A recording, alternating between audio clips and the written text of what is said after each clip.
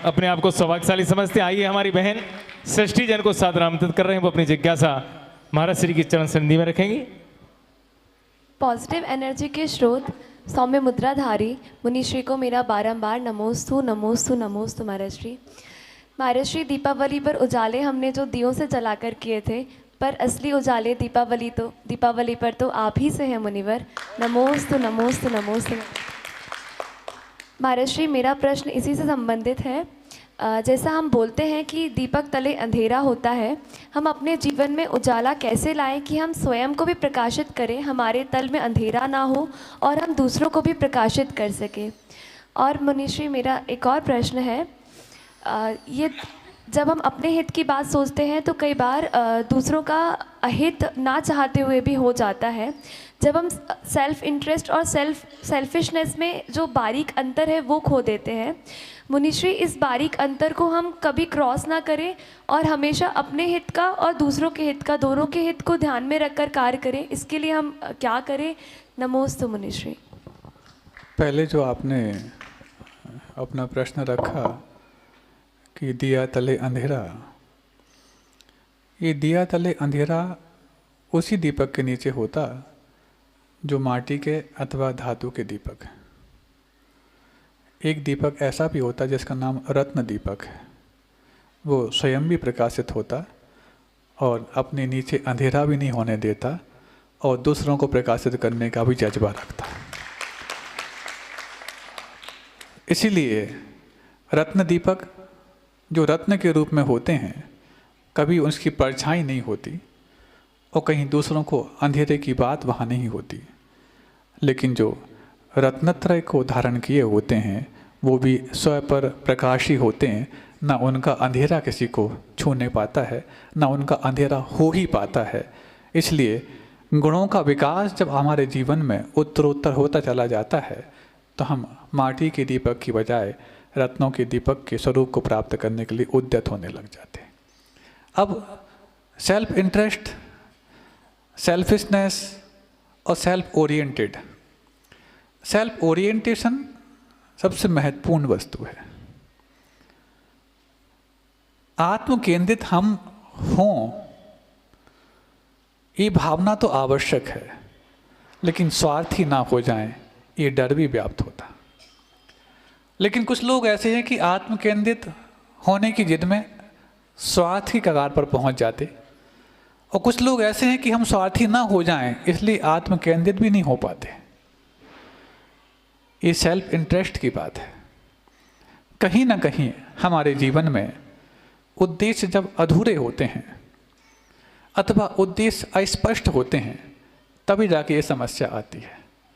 और जब स्पष्ट लक्ष्यों के साथ और पूर्ण लक्ष्यों को बनाने के साथ हम आगे बढ़ रहे होते हैं तो आत्म केंद्रीभूत होना तो लक्ष्य है ही, लेकिन इस बीच में दूसरों को भी यदि कुछ प्रदान करने की बात आए तो उस दूसरों को देने में भी आत्मा की ही उन्नति समझते हैं, तो आत्म केंद्रित और अच्छी तरीके से होने लग जाते हैं। कई बार होता है उससे हमारा क्या फ़ायदा होगा, उससे हमारा क्या फ़ायदा होगा, ये जो प्रश्न आते हैं, आप फायदा किन वस्तुओं और किन साधनों के रूप में जानते हैं? जब तक वस्तुओं और साधनों के रूप में फायदा पहचाना जाएगा, आपको आत्मा का फायदा नज़रअंदाज हो जाएगा। लेकिन जब अंदाज ये हो कि जिस पर भी नज़र पड़े उन सब का फायदा होता चला जाए, तो आपका अंदाज सबकी नज़रों में अपने आप बस जाएगा। और ये जो कला आती है, ये कला एक दिन में नहीं आती।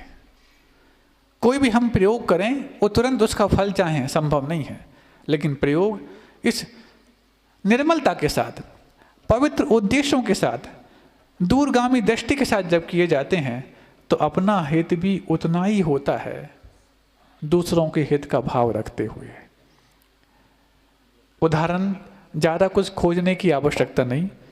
पूज्य आचार्य विद्यासागर जी महाराज, क्या उन्होंने अपना हित नहीं किया?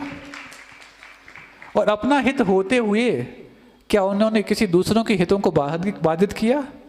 क्या दूसरों के हितों के लिए कितने प्रकल्प चलाए? ये दुनिया की दृष्टि में नहीं आए क्या? आए, लेकिन अपना हित करते हुए किसी दूसरों को हर्ट हुआ हो, ऐसा एक भी उदाहरण आप बता दो। ये उद्देश्यों की निर्मलता, भावों की पवित्रता की परिणाम होता है कि आत्म केंद्रित होते हुए भी पर कल्याण की भावना जब होती है तभी तो जाकर के वो भावना फलीभूत होती है। नहीं तो दूसरों का कल्याण मुझे करना है, कल्याण की कई सारी योजनाएं सरकार चलाती है, कल्याण किसका कर पाती है?